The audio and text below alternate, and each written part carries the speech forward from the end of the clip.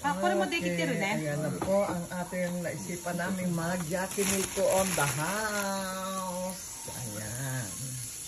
Ay, masarap to oh. Pag ito binuksan nyo, tapos isali nyo dito, tapos siya. Ayan, Perfect. Lord. Ayan. Ito ang sausawan ng aming yakiniku. Ayun siya naman. Ayun ang kanyang salad, vegetable salad. Ayan si Tocha ngayon. Mushroom daw. Ayan, ayan. Ayan. Ayan. Mami ko rin dati. Ayan. Ito, marami tayong pagkain. Ito, gusto ni Tochang tonak ko. Ito.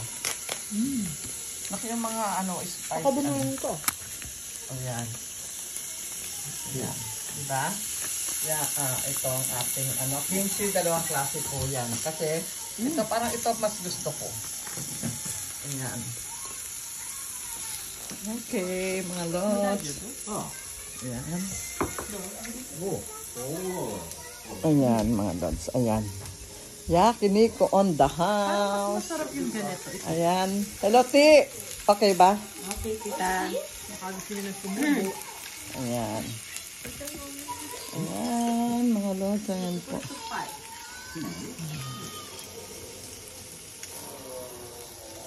Okay, mga lods. Ang ating fruits. Ayan.